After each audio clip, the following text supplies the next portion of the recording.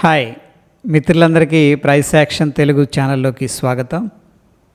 ఈ యొక్క airlines sector అనేది మనం అబ్జర్వ్ చేసినట్టయితే ఫ్రెండ్స్, మనకు కొన్ని కంపెనీలు అనేది వాటి యొక్క పర్ఫార్మెన్స్ అంటే లాస్ట్ 12 మంత్స్ అంటే ట్రైలింగ్ 12 మంత్స్ ప్రాఫిట్ అనేది కనుక మనం చెక్ చేస్తే టాప్ లీడర్ ఇది వచ్చేసరికి సెక్టార్ లీడర్ అని చెప్పొచ్చు, inter globe aviation IndiGo. And దాని తర్వాత ఈ యొక్క small cap company I think ఇది తనేజా ఏరోస్పేస్ అనేది కూడా చక్కగా లాస్ట్ 12 మంత్స్ డేటా అనేది మనం చూసుకున్నట్టయితే ప్రాఫిట్ అనేది ఇవ్వడం జరిగింది. దాని తర్వాత థాల్ ఎంటర్ప్రైజెస్ అనే స్టాక్ కూడా ఏంటంటే ప్రాఫిట్ ఇవ్వగలిగింది.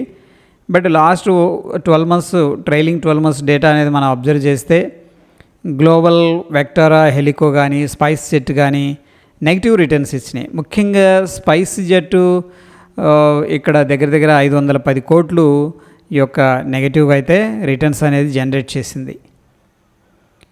ఇక 1 ఇయర్ పర్ఫార్మెన్స్ అనేది మనం చక్కగా చూసుకున్నట్టయితే దీంట్లో తనేజా ఏరోస్పేస్ అనే స్టాకు మంచి ప్యాటర్న్, అసలు బ్యూటిఫుల్ ప్యాటర్న్ అనేది దీంట్లో కనిపించింది. సో అక్కడి నుంచి కూడా చక్కగా పైకి వెళ్ళటం అనేది జరిగింది. మనం చూసుకున్నట్టయితే లాస్ట్ 1 ఇయర్లో 135% రిటర్న్ ఇచ్చింది. దాని తర్వాత గ్లోబల్ వెక్ట్రా హీలియో ఈ యొక్క కంపెనీ కూడా మనకి చూడండి, ఈవెన్ లాస్ట్ 12 మంత్స్లో కూడా మనకి లాసెస్ ఉన్నప్పటికి కూడా లాస్ట్ 12 మంత్స్ డేటా పర్ఫార్మెన్స్ అనేది మనం చూసుకున్నట్టయితే ఈ యొక్క కంపెనీ ప్రాఫిట్ లాస్లో ఉన్నప్పటికి కూడాను ఈ యొక్క గ్లోబల్ వెక్ట్రా హీలికో అనే కంపెనీ చక్కగా అవుట్ పర్ఫామ్ చేసిందని చెప్పొచ్చు. దాని తర్వాత మనం చూసుకున్నట్టయితే ఇండిగో ఈ దగ్గర 30% రిటర్న్ అనేది ఇవ్వడం జరిగింది.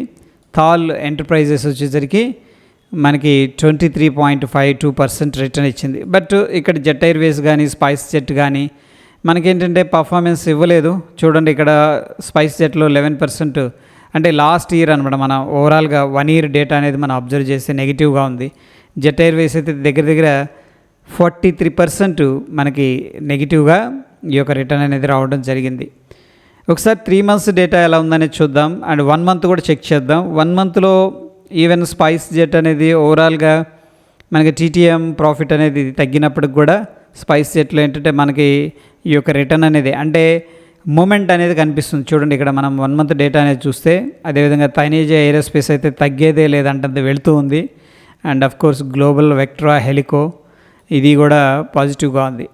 సో ఆ షార్ట్ టర్మ్లో మనం చూసుకున్నట్టయితే 3 months data Taneja aerospace, spice jet, global Vectra and jet Airways అయితే కొద్దిగా పర్ఫామ్ చేసినాయి అని చెప్పుకోవచ్చు.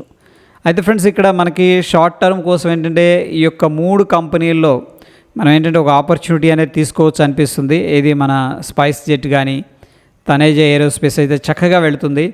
And of course Global Vectra Helicorp ఈ యొక్క 3 కంపెనీలు ఏంటంటే మనం కొద్దిగా లాంగ్ సైడ్ అనేది ప్లాన్ చేసుకుంది ఇది షార్ట్ టర్మ్ కోసం.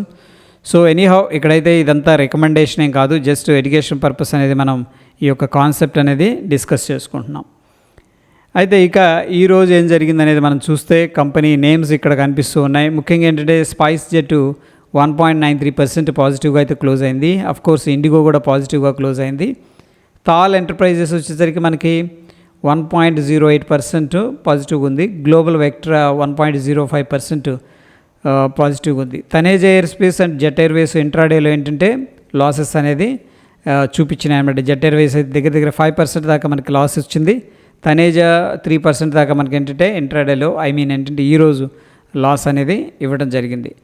సో ఈ యొక్క పర్టికులర్ 3 స్టాక్స్ షార్ట్ టర్మ్లో మనం 1 మంత్ డేటా అనేది చూసుకున్నట్టయితే పాజిటివ్ రిటర్న్స్ అనేది స్టార్ట్ అయినాయి. కాబట్టి వీటిలో ఏదైనా ఫ్రెష్ ఆపర్చునిటీ వస్తే కూడా ఈ యొక్క 3 స్టాక్స్లో కూడా ఏంటంటే మనం పార్టిసిపేట్ అనేది చేసుకోవచ్చు.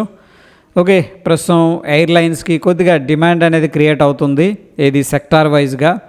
అండ్ ఆఫ్ కోర్స్ ఏంటంటే ఫ్యూల్ ప్రైసెస్ కన్నా కొద్దిగా స్టేబుల్గా ఉండగలిగితే దీంట్లో ఇంకా మంచి రిజల్ట్స్ అనేది రావడం జరుగుతుంది, ఏది ఇన్ నియర్ బై ఫ్యూచర్లో. అయితే ప్రస్తుతం ఈ యొక్క గ్లోబల్ లీడరు మనకి ఎవరంటే ప్రస్తుతం ఏంటంటే ఇక్కడ మనకి ఇంటర్ గ్లోబ్ ఏవియేషన్ ఈ పర్టికులర్ స్టాక్ ఏంటంటే దగ్గర 500 బస్సుల దాకా ఆర్డర్ ఇవ్వడం జరిగింది. సో ఇది ఎయిర్ బస్సెస్కి ప్రాబబ్లీ ఏంటంటే దీంట్లో మల్టీ లెవెల్స్ అంటే మల్టీ ఇయర్స్ బ్రేక్అవుట్ అనేది జరిగే అవకాశం ఉందని చెప్పేసి నాకు అనిపిస్తుంది ఫ్రెండ్స్. సో అందుకని ఈ యొక్క పర్టికులర్ ఎయిర్లైన్ సెక్టర్ అనేది ప్రస్తుతం ఫోకస్ అయితే చేయటం జరిగింది. సో ఈ యొక్క పర్టికులర్ సెక్టార్లో ఎటువంటి బ్రేక్అవుట్ స్టాక్స్ ఉన్నాయంటే డెఫినెట్గా నేను మన కమ్యూనిటీ పోస్ట్ కానీ లేకపోతే టెలిగ్రామ్లో కానీ అప్డేట్ అయితే చేస్తాను. Okay, good night, thank you.